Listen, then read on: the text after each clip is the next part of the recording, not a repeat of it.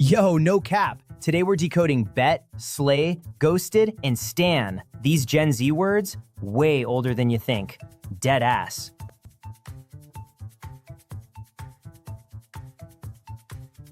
All right, fam, listen up. These first three words, you think they're brand new TikTok inventions, but they're way older than your grandma's vinyl collection. Dead ass ancient. All right, our first word to decode, bet. You probably think Gen Z made this up to mean okay or agreed, right? Like, wanna grab boba? Bet. Wrong. This word's roots go back to 1500s gambling halls in England. I bet literally meant putting money down on a promise. Then, in the 1990s, Black American hip-hop culture flipped it into slang meaning, for sure, I'm in. Gen Z just kept it pumping.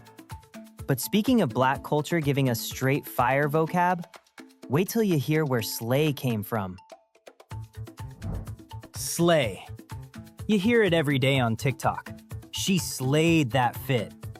Most folks think it started with Beyoncé in 2016. Nope, wrong. Slay, meaning to absolutely crush it, dates back to the 1300s. Old English knights slew their enemies in battle. Then, in the 1980s, Black and Latina drag ball culture in Harlem flipped it to mean killing a performance. Pure ballroom magic, period. And speaking of getting destroyed, wait till you hear how ghosted haunted its way into your DMs. Ghosted. When that situationship just disappears on ya, leaves you on red. Most folks think it's a 2010s dating app invention. Wrong, fam. Ghosting as slang for vanishing on someone showed up way back in 1990s Hollywood film crews. Workers who quit a set without notice were ghosting the production. But even crazier, actors used it in the 1800s when stagehands skipped out mid-show. So your ex didn't invent it, deadass. Now speaking of obsession that goes way too far, wait till you hear about stan. Bro, what? Knights, ballroom queens, and old-school film crews? Gen Z didn't invent the vocab. They remixed it. Low-key iconic, no cap. Now here's where it gets juicy. These next two, born from pop stars and prison yards. Vibe shift incoming. Stan! When you obsess with an artist, you stan 'em hard. Now, most folks low-key know this. It's gotta be from a person named Stan, right? Like, who was he? It's from Eminem's 2000 song Stan, about an obsessed fanboy who writes letters and goes off the deep end. The character's name became the whole vocabulary. In 2017, the dictionary officially added it. One rap song literally changed the English language, dead ass. Now, speaking of feelings that hit different, wait till I tell you where vibe came from. Vibe.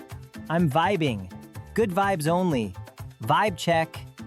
Most folks think this is pure 2020 TikTok energy. Wrong, my friend.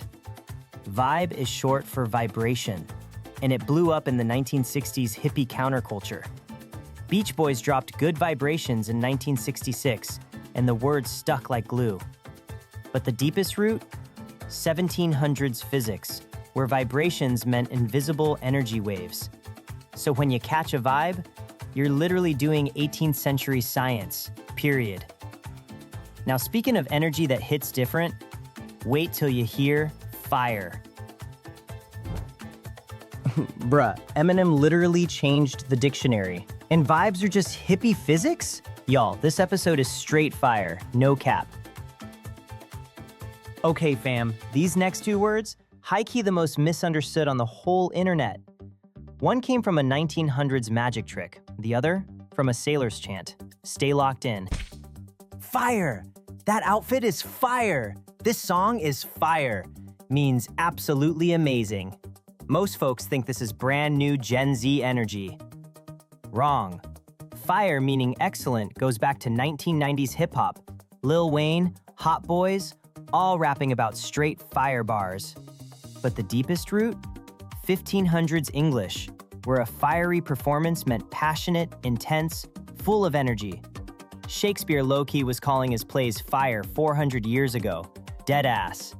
Now hold up. Speaking of intense words, wait till you hear where YEET dropped from. YEET! When you throw something with maximum chaotic energy.